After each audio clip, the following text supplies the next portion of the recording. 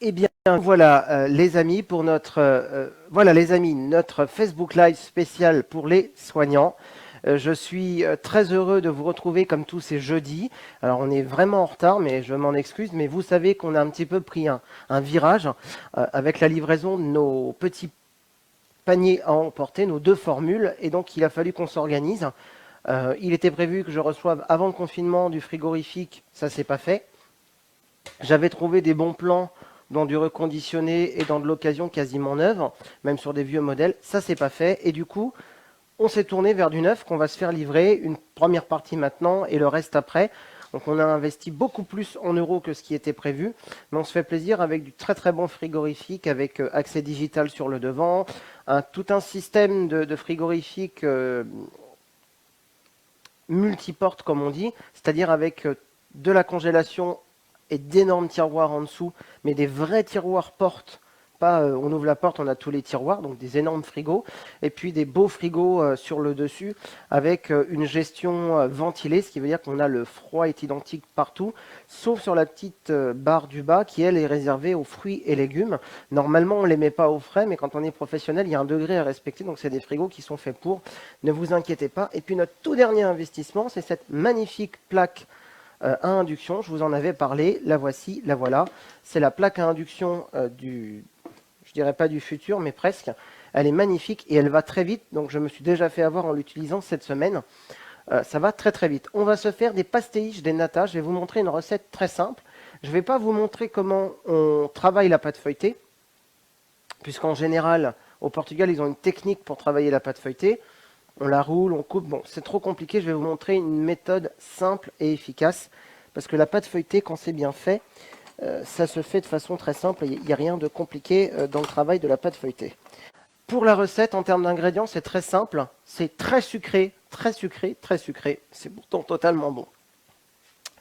On va avoir besoin de cannelle. Normalement, privilégiez le bâton et faites infuser votre lait une journée, une nuit avant. Moi, je suis plutôt preneur de la cannelle en poudre là parce que je veux gagner du temps, donc il faut un petit peu de cannelle en poudre. On a besoin normalement d'écorce de citron. Alors quand on dit écorce, en fait c'est le zeste, et on parle d'écorce parce qu'on n'a pas zesté, on a mis l'écorce complète normalement qu'on enlève. On mettra du jus de citron. Moi j'aime bien rajouter un petit peu de vanille, ça apporte de la rondeur. Donc on va avoir besoin de 5 centilitres de jus de citron. Je pense à peu près pareil pour la vanille, parce que moi j'ai ici un arôme de vanille, j'ai pas un extrait. Si vous avez les petits flacons où il n'y a quasiment rien dedans, mais que c'est à base d'extrait, dans ce cas-là, ne vous embêtez pas, vous mettez quelques gouttes, puisque le principe de l'extrait, c'est de n'en mettre que quelques gouttes. On a besoin de 75 centilitres d'eau pour faire un sirop, 1 kg de sang de sucre, ça c'est pour les 100 pastéis. Après, vous divisez si vous voulez faire moins. 21 jaunes d'œufs, j'ai bien dit jaune cette fois-ci, c'est important. 180 g de farine,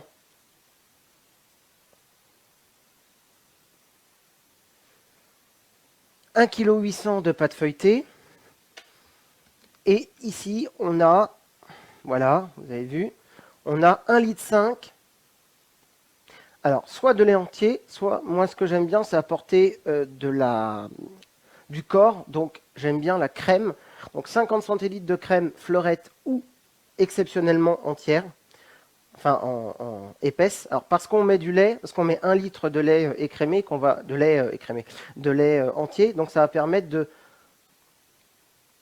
rendre notre crème liquide. Mais normalement, si on est un petit peu cohérent, on prend une crème fleurette et il y a 30%, donc un tiers de crème fleurette et le reste en lait entier.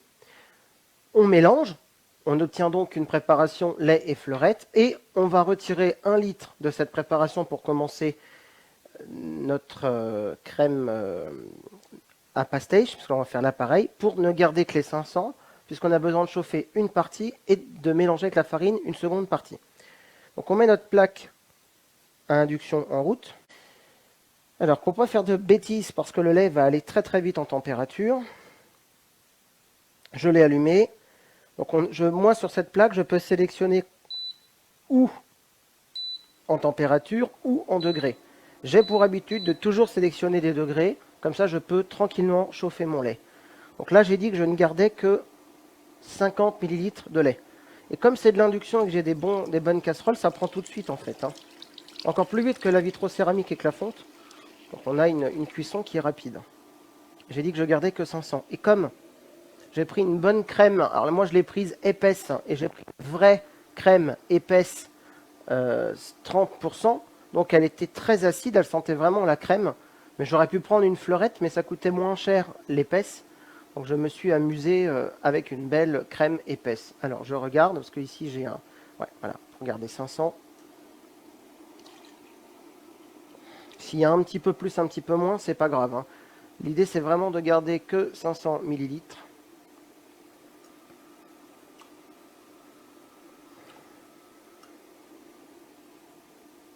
Voilà. J'ai juste enlevé. J'ai une petite mousse, hop, sur le dessus. Voilà, comme ça, on n'en parle plus. Donc, on fait chauffer tranquillement notre crème. Bon, là pour l'instant, je peux le faire parce que ma plaque, elle n'est pas encore chaude. Sa boîte de l'induction, elle chauffe quand même. Hein. La particularité de cette plaque, même si elle est toute neuve, c'est qu'elle chauffe légèrement. Donc, je vais la pousser. Je mets mon lait à préchauffer. S'il faut, je l'augmenterai. Dans le lait que je suis en train de chauffer, je vais mettre ma cannelle. Alors moi, je suis assez généreux. Donc, vous voyez, je mets quoi 2 bonnes cuillères à café de cannelle en poudre, ce qui doit sentir la cannelle. Mes 5 centilitres de jus de citron. Et pareil, je mets un petit peu d'arôme de vanille, ça va venir arrondir le goût. Voilà, ça donne un côté plus rond. J'en mets pas beaucoup, hein, c'est pas la peine non plus. Voilà, il y a une petite cuillère à café. Je mélange, ce qui va me permettre de faire une première infusion, et je fais chauffer tranquillement. Dans mon lait qui est ici, bon, c'est pas grave si je reprends le même fouet et que j'y remets de la cannelle, c'est pas gênant, bien au contraire. Je vais verser ma farine, alors au choix tamisée ou pas.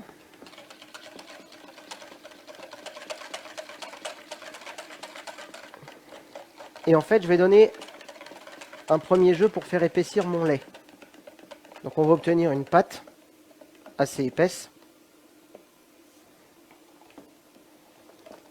En fait, on fait une crème un petit peu reconstituée, déconstruite. Enfin, c'est assez particulier quand même hein, comme crème. Hein.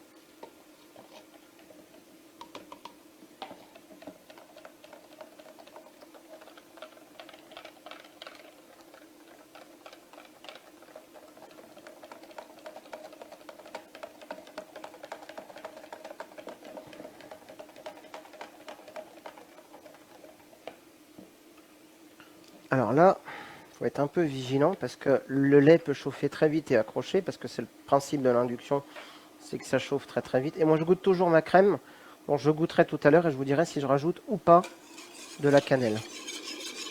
A priori non parce que ça sent bon, mais comme on va mettre des œufs, on va remettre du lait. Là j'ai assez de cannelle pour la quantité de lait que j'ai devant moi. Je risque d'en rajouter et je suis sûr que j'aurai pas assez de cannelle. Donc, j'ai mis 2 belles cuillères et encore, j'en ai peut-être même mis plus. Quand vous mettez une petite écorce de cannelle, vous la laissez agir toute la nuit. Il faut que ça sente la cannelle et après on va voir le sucre qui va venir couvrir la cannelle. Donc si on n'a pas assez au début, ça ne sert à rien. Je vais me mettre à 100 degrés, mais vous voyez à 80 je suis déjà bien. Hein. Ça commence à chauffer. Je vais prendre une petite passoire. Hop. Juste pour filtrer, parce qu'il ne faut pas qu'il y ait de grumeaux. Donc c'est bien pour ça que c'est bien de tamiser la farine avant. Si vous ne la tamisez pas, ça va forcément épaissir. Donc on prend une petite passoire. On va laisser notre préparation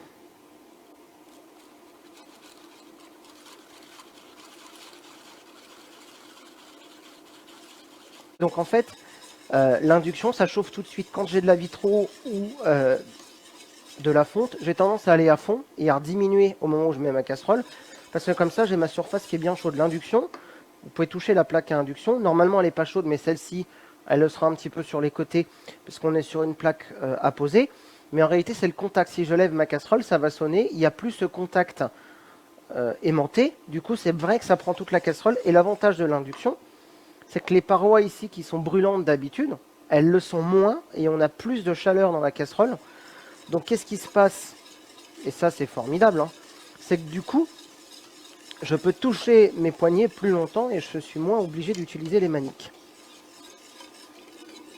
Et là, ça sent bon la cannelle, mais ça sent pas assez la cannelle pour moi. Mais ça commence à sentir les pastèches, parce que j'ai redélayé, j'ai remis du lait.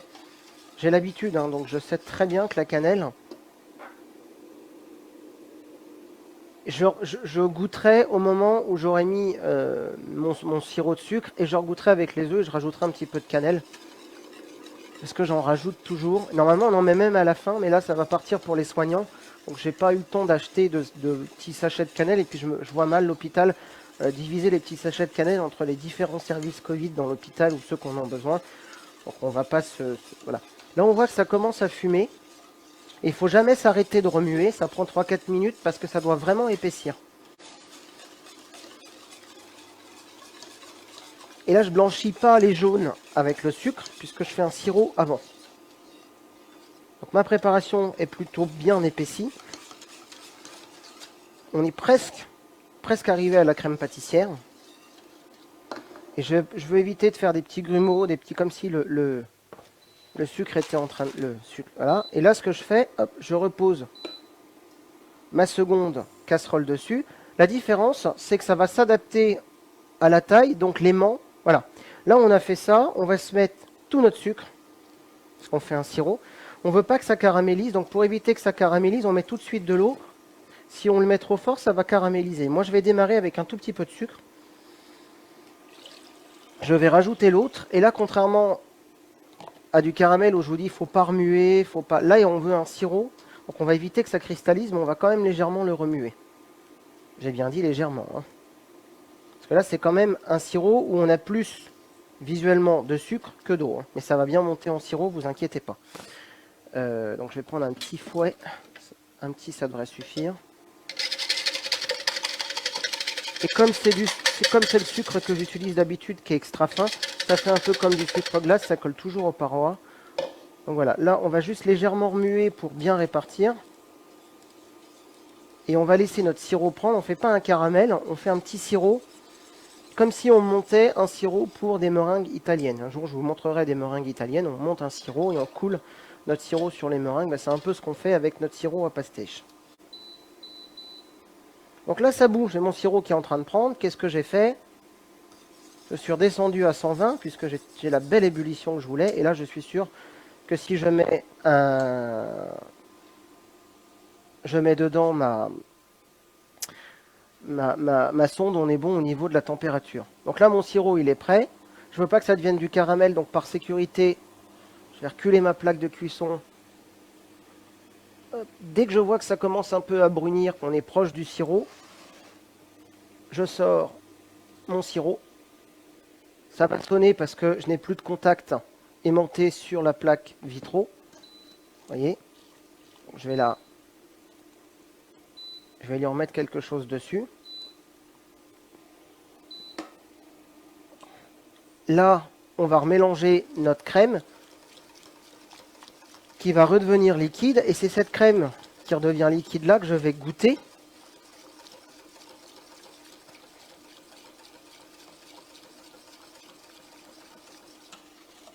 Puisque c'est cette crème là qui était épaisse tout à l'heure. Je vais la goûter pour voir s'il y a assez de cannelle. Peut-être il y a assez de cannelle. Forcément, c'est très sucré. Hein. Si vous faites des pastèches et que c'est pas sucré, c'est forcément très sucré.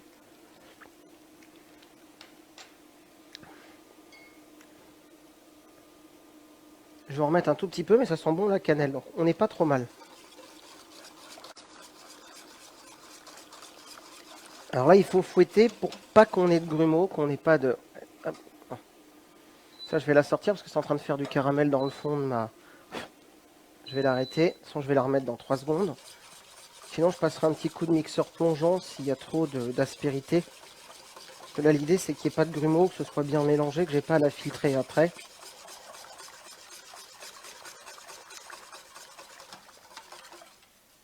Donc je mélange bien, ça m'a l'air pas trop mal. Il est où le mixeur plongeant? Il est ici.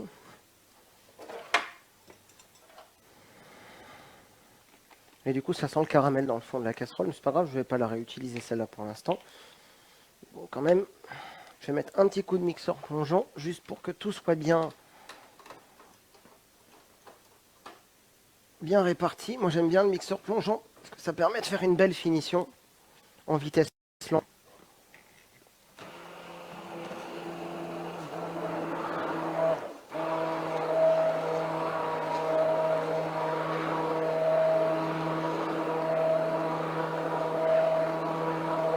Toujours légèrement penché, voilà, c'est la belle finition dont j'avais besoin. Je vais prendre une petite louche.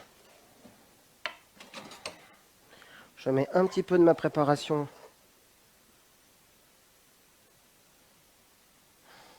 dans mes œufs.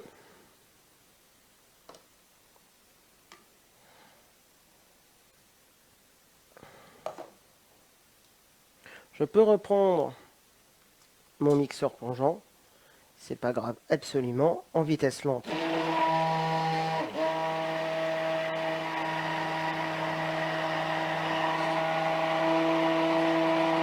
Alors, pourquoi j'ai pris le mixeur plongeant?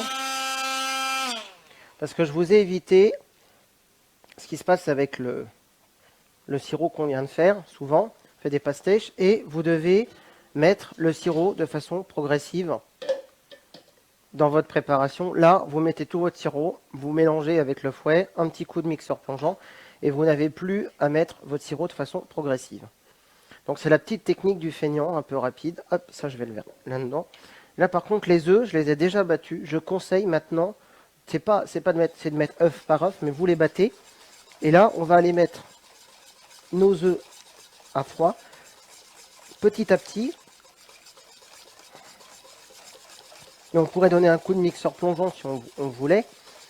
Comme ça, on ne met pas tout en même temps. Et là, on va faire réépaissir notre crème.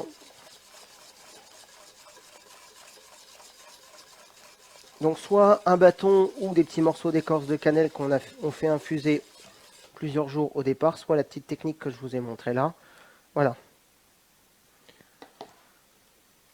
Ah oui, je sais pourquoi.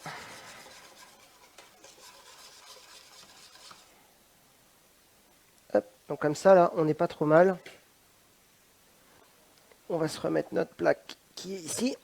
Je pensais que j'aurais pas assez de la casserole parce que des fois, je me fais avoir, mais c'est une des plus grandes que j'ai. Mais si, ça va. Et là, on fait réépaissir sur le feu. Mais on ne met pas trop fort non plus, hein, une centaine de degrés, ça suffit. Parce que sinon, aïe aïe aïe, la catastrophe. On reprend notre fouet.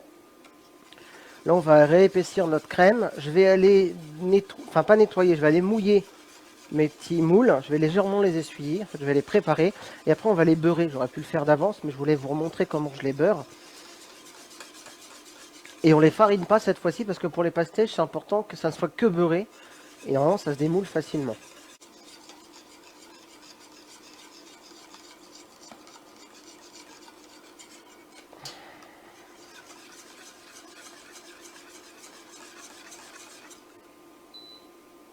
On va légèrement diminuer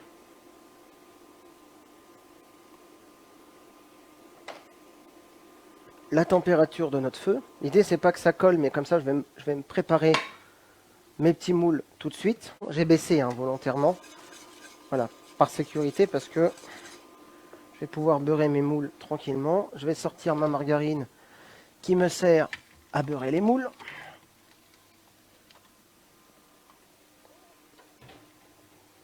Comme je le dis tout souvent, je n'utilise cette margarine que pour beurrer des moules.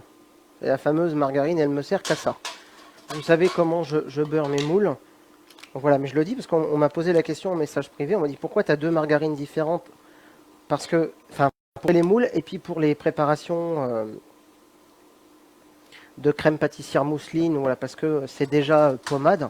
L'idée, en fait, c'est plus l'aspect pommade, donc je m'amuse à garder. Et là, l'idée, quand on vient mouler, beurrer d'habitude, on fait juste jusqu'en haut. Là, je fais jusqu'en haut, mais je viens bien sur les bords. Parce que le problème du pastèche, c'est qu'on ne met pas de farine, donc il faut être sûr que ce soit bien. Donc là, presque, je commence par les bords et je redescends à l'intérieur. Je fais bien mes bords. On peut même, si on veut être prêt, on fait tous les bords de l'intégralité de notre moule. Comme ça, au moins, on est tranquille, on a fait tous les bords. et puis on n'aura plus qu'à faire l'intérieur. Parce que là, il faut bien attendre que le pastage s'y refroidisse avant de le décoller, sinon c'est foutu.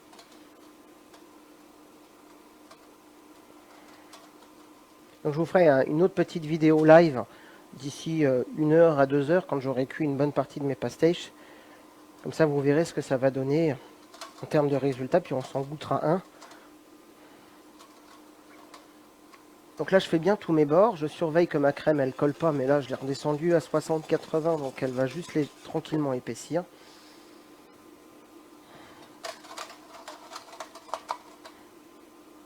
Je fais rarement mes pâtes feuilletées maison, même si je me fais engueuler parce que c'est beaucoup de boulot. Et en traiteur, le temps, c'est de l'argent. Donc si on peut avoir un fournisseur qui nous avance le travail, alors on peut aussi la commander quand c'est vraiment pour des trucs très prestigieux, qu'il me faut des beaux morceaux de pâte feuilletée. Je vais au boulanger, au pâtissier et je commande de la pâte 100% pur beurre. Mais après, j'ai des fournisseurs qui sont capables de me fournir de la pure beurre de même qualité que le boulanger. Hein. Parce que quand vous en commandez, puis que certains vous disent j'ai fait un millefeuille avec de la pâte industrielle, mais elle est déjà étalée, elle n'est pas qualitative, ce qu'on voit à la télé. Donc ils font le test des différents produits. Ce qu'ils ne vous disent pas, c'est que chez le fournisseur, il existe la pâte feuilletée 100% pur beurre et en pâton, c'est-à-dire prête à être étalée. Donc voilà, on vous montre juste les produits de merde. Mais c'est vrai, ça existe. Hein, mais je tiens ce discours parce que je l'ai déjà eu en interrogation. Et je dis souvent aux gens qui s'interrogent, hop, je vais laisser ça légèrement épaissir de côté. Les gens s'interrogent et je leur réponds, mais oui, mais ça c'est parce qu'on vous montre que de la merde. On ne vous montre pas le produit, parce qu'il existe maintenant des fournisseurs où tout est de qualité. Et bon, là on n'est malheureusement pas sur de la belle pâte feuilletée pure beurre. Il y a un petit peu d'huile de palme. Vous savez que j'aime pas ça. Il y a un mélange de beurre, d'huile de palme et de margarine. Mais là, c'est pour des questions économiques. Quand on en fait une centaine comme ça pour des soignants, je vous promets qu'on n'a pas le temps d'aller chercher la pâte la plus chère. Hein. On prend vraiment ce qu'il y a de plus économique. Et au prix vraiment où je les ai eus, c'est mon fournisseur. Je ne dis pas que c'est pas cher, mais ça permet de faire de belles économies et donc d'offrir de la qualité à moindre coût. Regardez. Donc ça, il faudrait laisser refroidir avant de verser dedans. On peut verser légèrement chaud. Bon là, c'est pas mal au niveau span. Ça manque un tout petit peu d'être épaissi, mais c'est pas trop mal. Je prends un bel emporte-pièce que j'adapte. C'est-à-dire je pose le dessus de mon emporte-pièce sur le moule et il doit légèrement dépasser. Sinon, la technique à la portugaise, on vient rouler notre pâte feuilletée, on met un petit peu d'eau, on roule et en fait on coupe des tronçons. Moi, je ne fonctionne pas comme ça parce que ça m'embête. Alors après, je l'ai déjà faite en tronçons. Je reprends mon laminoir et je les réécrase. C'est pas encore tout à fait ça parce que eux, ils l'étalent à la main. Ça donne vraiment ce côté très croustillant, très. Donc là, je viens me mettre dans le moule et en fait, je fais des mini pastiches. Normalement, c'est un tout petit peu plus grand que ça. On pourrait couper la pâte plus grande avec un emporte-pièce plus grand, mais j'ai un petit doute. J'en ai des plus larges. Hein. J'en ai tellement que j'en ai même partout. Alors celui-là, il doit être plus petit, à mon avis. Ouais. Après, j'ai ceux-là. Et ceux-là, ils vont être trop grands. Après, j'ai des carrés, j'ai d'autres ronds. C'est pas grave. De toute façon, le pastiche, ça va gonfler la crème. Elle va bien gonfler. Donc, quand vous allez y sortir du four, parfois, ça fait quelque chose de rebondi. Sauf que quelques minutes après, vous allez laisser refroidir. Toute la crème, c'est de l'air qu'il y a dedans. Elle redescend. Et c'est ce qui fait qu'on a ce petit truc un peu creusé à l'intérieur du pastiche, qui fait qu'effectivement, la photo que vous avez vue sur Instagram ou sur Facebook, c'est des vrais pastiches que j'avais fait. Hein. Ce jour-là, le four a tourné 5 heures. Après, ce qu'on peut faire, c'est qu'on peut étaler notre pâte feuilletée pour qu'elle soit plus fine dedans à la main. Ce qui fait qu'elle va légèrement remonter, mais elle sera bien collée au fond. Donc on aura un petit peu plus de parois. Parce que le pastiche, c'est très très fin en feuilletage. Ce qu'on peut aussi faire, on prend notre pâte feuilletée, on peut donner un léger coup de rouleau pour qu'elle soit très très fine. Sauf que moi, j'ai un peu tendance, quand elles sont très très fines, et que je les ai sorties 4-5 minutes avant, le temps que je les prépare, elles sont plus au frais, donc elles ont tendance légèrement à se... Vous voyez, là, ce qui est le cas, elles se sont un petit peu ramollies. Donc elles sont très bien en termes de travail, parce qu'elles vont s'étaler toutes seules et un petit peu plus dans le moule. Donc là, pour refaire une pâte feuilletée avec une pâte feuilletée. On les superpose toutes les unes sur les autres. Comme je vous avais dit, on ne refait pas de boule. Et on viendra la réétaler tout à l'heure. Et j'en ai d'autres, des petites plaques comme ça, sauf qu'elles sont un petit peu plus larges. Mais c'est pas grave, j'arriverai à faire quelque chose avec. Je vais m'en occuper tout à l'heure. Donc là, je récupère ma crème, soit avec cette partie-là, soit avec un petit piston pour la verser. Ça, c'est au choix. Moi, j'aime bien la verser au piston d'habitude parce que ça va beaucoup plus vite. Mais là, comme je fais qu'une plaque pour vous montrer, je ne vais pas m'embêter. Je suis juste en train de m'organiser.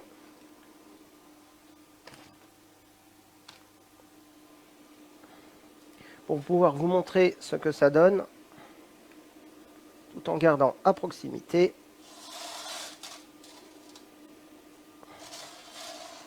Donc là, à l'aide soit d'un piston, soit de ma petite... Normalement, on laisse refroidir. Moi, je ne suis pas forcément d'avis. Là, il y en a beaucoup qui vont me répondre en message privé. On a plein de points noirs dans la crème. C'est la cannelle. Ne vous inquiétez pas, ce n'est pas la crème qui a collé au fond, c'est la cannelle en poudre. On verse et on dépasse légèrement. En fait, ça va venir recouvrir même le côté de la pâte feuilletée. C'est bien de légèrement... En fait, on monte jusqu'en haut de la pâte, c'est-à-dire qu'on vient vraiment tout en haut de la pâte feuilletée. Et ça vient légèrement... Ça vient pas totalement recouvrir, mais ça vient bien jusqu'en haut du bord, presque comme si effectivement on cherchait à dépasser. Et on va mettre ça en cuisson au four pendant 15 minutes au départ. Et après, certains vont redescendre des 15 aux 10 minutes supplémentaires pour en fait d'abord donner la caramélisation, puis donner la seconde cuisson. Moi, je fais tout en moyenne 25 minutes, mais je démarre déjà 15 pour une première cuisson.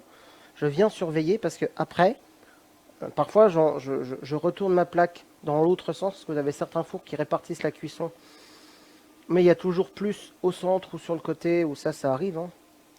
Un four ménager, ça a une moyenne pas de durée de vie, hein, mais de bonne cuisson d'à peu près 5 ans.